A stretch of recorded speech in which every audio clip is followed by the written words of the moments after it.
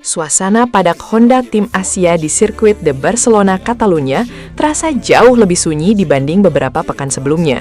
Tidak ada euforia seperti di Le Mans, tidak ada sorotan besar tentang rekor kecepatan seperti di Jerez. Kali ini, Veda Ega Pratama datang ke Catalunya dengan cerita yang berbeda. Bukan tentang ledakan performa, melainkan tentang bagaimana seorang rookie mulai berhadapan dengan kelemahan yang selama ini tertutupi oleh keberanian dan bakat alaminya. Dan Catalunya membukanya dengan sangat jelas. Sejak sesi latihan bebas pertama, ada sesuatu yang terasa tidak biasa dari Veda. Pembalap muda Indonesia itu tampak kesulitan menemukan koneksi dengan motornya. Di beberapa tikungan cepat, ia terlihat menutup gas lebih awal. Saat rider lain mulai agresif melakukan time attack, Veda justru tampak ragu-ragu menjaga corner entry speed. Bahasa tubuhnya di atas motor berubah, tidak sefluid biasanya. Padahal Catalunya adalah trek yang seharusnya cocok untuknya. Sirkuit Barcelona dikenal sangat teknikal, menuntut pembalap menjaga ritme dan flow sepanjang lap. Karakter seperti ini selama ini menjadi salah satu kekuatan Veda. Tetapi akhir pekan kali ini justru memperlihatkan sisi lain yang jarang terlihat sebelumnya. Ia masih belum konsisten ketika kehilangan rasa percaya diri terhadap motor.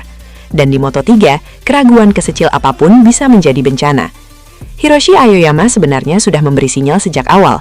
Manajer Honda tim Asia itu mengakui bahwa Veda belum cukup percaya diri untuk memacu motornya hingga batas maksimal. Menurut Aoyama, grip lintasan dan feeling terhadap motor membuat Veda tidak berani mengambil resiko sebesar biasanya.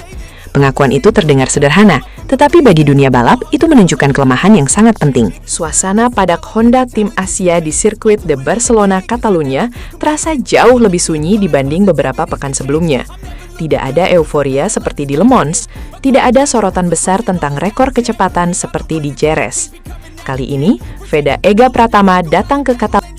Veda selama ini dikenal sebagai rider agresif yang mengandalkan keberanian menjaga throttle tetap terbuka lebih lama dibanding rivalnya. Ia kuat saat duel wheel-to-wheel dan berani melakukan late braking ekstrim. Namun, semua kelebihan itu sangat bergantung pada satu hal, keyakinan penuh terhadap motor. Dan ketika keyakinan itu hilang, performanya langsung turun drastis. Catalunya menjadi panggung yang memperlihatkan betapa besar pengaruh mental terhadap performa seorang rookie. Dalam sesi praktis, Veda tercecer hingga posisi ke-19. Ia gagal langsung menembus Q2 dan dipaksa menjalani Q1, sesuatu yang sebenarnya ingin dihindari semua pembalap Moto3. Disinilah kelemahan lain mulai terlihat. Veda belum terlalu kuat menghadapi tekanan ketika situasi tidak berjalan sesuai rencana. Saat tampil cepat dan nyaman seperti di Jerez atau Le Mans, ia bisa terlihat luar biasa. Tetapi ketika harus mengejar waktu dari Q1, ritmenya berubah tidak stabil. Ia beberapa kali terlalu memaksakan time attack, lalu justru kehilangan momentum di sektor berikutnya. Q1 Catalunya menjadi contoh paling jelas. Begitu sesi dimulai, Veda langsung mencoba tampil agresif. Ia sempat memimpin rombongan pembalap lain keluar pit lane dan berusaha menciptakan flying lap cepat sejak awal. Catatan waktunya sebenarnya tidak buruk. Namun persaingan Moto3, saat rider-rider lain mulai mempertajam waktu di menit-menit akhir, Veda justru kesulitan menemukan peningkatan signifikan.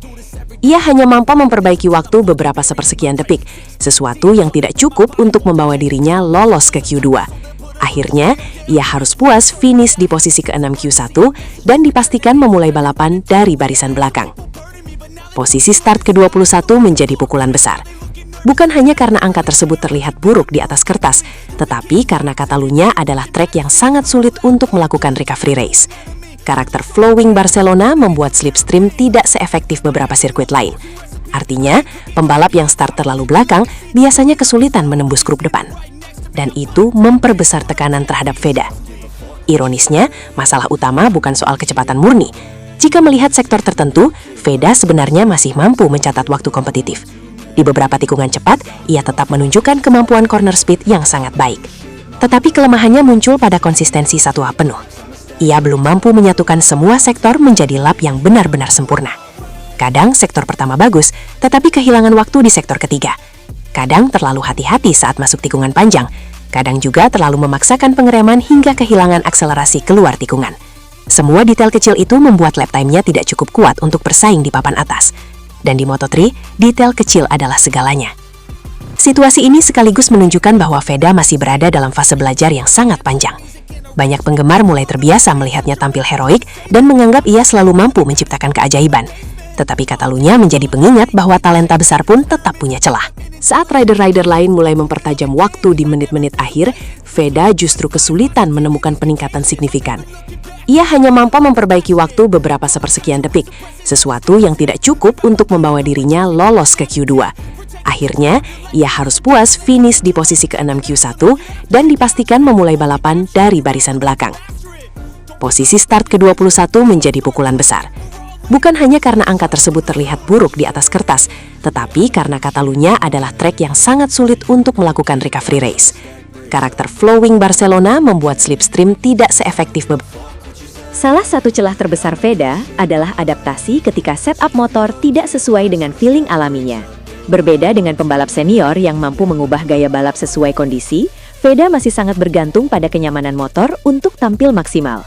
Ketika setup mendukung, ia bisa terlihat seperti calon juara dunia. Tetapi saat feeling motor hilang sedikit saja, performanya langsung turun cukup tajam. Meski begitu, ada satu hal yang tetap membuat Honda Tim Asia percaya padanya: mental bertarung. Walau kesulitan sepanjang akhir pekan, Veda tidak terlihat menyerah. Ia tetap mencoba mencari solusi bersama tim.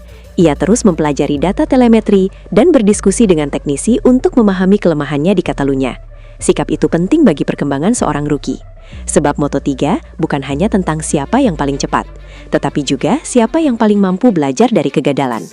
Kini, tantangan terbesar Veda bukan lagi soal satu lap cepat di kualifikasi.